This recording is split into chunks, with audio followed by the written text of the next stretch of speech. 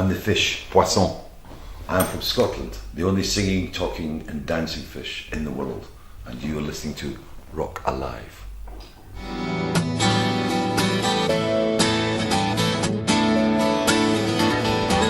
I tear a page from the book of faces. Throw your letters in an open fire. I couldn't say that I still despise you, but I'm finding it harder not to. The title came from a book called The Party's Over by, I think the guy was called Richard Heinberg. And there was a chapter in this book, and the book was all about global warming, about us running out of resources, and it was about how we really need to change the entire way we deal with everything, you know, everything. And one of the quotes at the beginning of one of the chapters was, eventually we shall dine on the consequences. And I saw that, and I loved the word consequences, and it's a feast of consequences, and I went, that is the perfect title for an album. It just jumped at me, you know. And that was kind of the theme of the album, you know. It's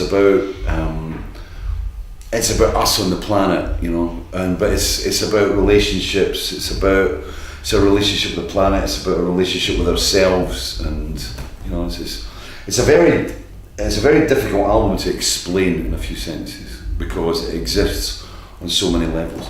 It's a very old-fashioned album.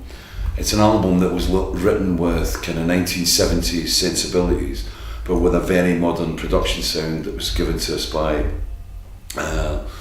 Callum Malcolm, who lives very close to me in Scotland, and he's done the Blue Nile and Prefab Sprout, and he does classical, he does jazz, and he works in so many genres. And when I told him the idea for the album, because he did the 13 Star album before, and he was like, yeah, let's go for it. So it was, so it's a very old-fashioned style of writing, you know. It's not written on computers, it's acoustically written, which was inspired by the big Fishheads Club tour we did through 2010 to 11. So it's a strange album for its time, but I think it's a strange album in as far as when Misplaced Childhood came out in 1985, it was a concept album that was sitting there in the middle of 1980s keyboard pop sounds, and it stood out. And I think Feast of Consequences is doing exactly the same thing, because people are going, wait a minute, this is an album's album, you know, this isn't just a throwaway, you know, 10 songs. This is like something that engages you, you know. It's a proper album. After all that was said and done, it's time this thing was over. Did I want you to change your mind? Well, I don't honestly think so. Picking me up like a lovesick puppy. Because I decided that I wanted to write, because we did the acoustic tour, the Fishheads Club tour, and I was retraining my voice. I was rediscovering my voice after 2 big vocal operations. And I went out in the summer of 2010, and I went out with Frank Usher on guitar, Foss Patterson, who's with me on keyboards and who wrote some of the material in the new album as well. And we deconstructed all these big songs, like Vigil in the Wilderness of Mirrors from my first solo album, and things like Incubus, Fugazi from the Marillion period. We'd stripped them all the way back to basic instruments again. And then it was like taking an old car and taking it apart and then rebuilding it. And then you fall in love with it again, and I'm kind of, wait a minute, this is really cool. And then I said, okay, this is how we're going to do the album. This is how we're going to write the album. We're going to write it. We're not going to use computers and start cut, copy, paste, stick it all together, you know. It's like, let's write it in a very simple way and then build it, you know. And then we took it out live, and then we played with the musicians who were going into the studio. We used those musicians to play it live in front of people, because when you're writing and if you're recording, you're very introspective, you know. When you sing, you're thinking about what's going down onto the recording device, you know. Whereas you sing live, you're projecting, you know. You're projecting out to people. So by going through the process of learning how to project out, when you took it back into record, you knew where the song was, you knew where the feeling was, the drama, the dynamic. And then we recorded it in a very old-fashioned way. We had the whole band in the room together, you know. And I live in my own studio in Scotland, so it's like I just moved the furniture and we set the band up and we did it like we used to, and we recorded it in 6 weeks, which is phenomenal. You were dancing me over a burning flame. You kept pulling the strings, the few strands left remaining. You just wouldn't let me go. Running out of words, running out of lines, running out of things to say. We're running out of heart, running out of love, running out of reasons to stay. Many different ways. It works so many different ways. I mean, for example, there's 5 songs that we call the Highwood Suite that are on the Feast of Consequences album. They're all based in World War One, which came from a visit that I had when I came to Paris in 2011, and I went down to Arras on my birthday, and a long story very short, I woke up on my birthday in a place that was basically 15 metres away from where my grandfather dug a trench in 1916 while serving with the 8th Battalion Royal Scots Regiment, by pure chance. And then I was very inspired. I'd studied the First World War at school, and then I was very inspired and I took a lot of photographs and I started to research.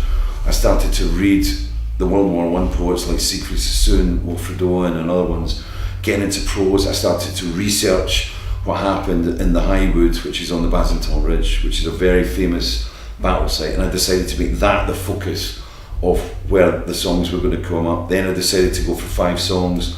Highwood, which is the modern day battlefield with the tractors turning over the shells, and then it's as if you walk into the wood and go back in history. Crucifix Corner was about one of the last cavalry charges at the Highwood. The Gathering, which was a very up song about getting the soldiers together, about the jingoism and nationalism. Thistle Alley, about the real darkness and the death, the charnel pits of the song.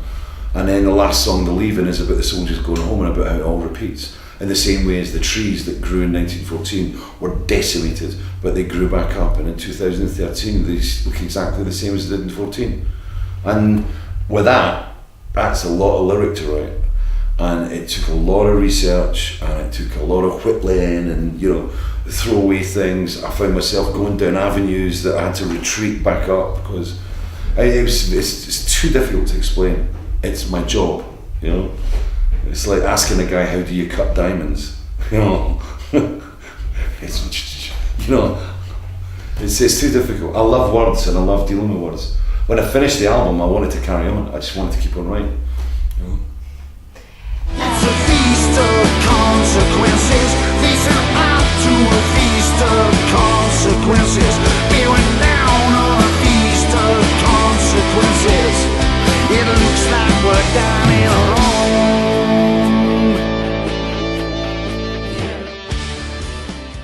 I obviously understand. Number one, people are buying a ticket to be entertained. They're not paying to just hear the new album, right? They want to pay to be entertained. So you've got a balance. So we've got about 7 songs off the new album, right? We play for about 2 hours and 15 minutes, right? So there's about 7 songs in the new album, and then other songs just suggest themselves. Like What Colour Is God, which is a song about racism and religion, that I wrote with Steve Wilson from Porcupine Tree. That suggested itself because it was the 30th anniversary of Script for a Jester's Tear. It was like, okay, we played some of these songs last year at the fan club convention on the Leamington Spa. So Script came in, He Knows You Know came in, which was a drug song that linked up nicely with Perfume River. And they collect like pearls, and they just sit within the set. And I play this, I only play songs that I want to play, that I get the spirit of, that I can feel the spirit of them. And I've loved singing Script. I haven't sung it for years on the tour. And it's been really fun playing it, and it's so different because it's from that period. But then you've got, we've got a medley which takes in a number of different songs. But it's good, it works well. But it's always difficult to put it together,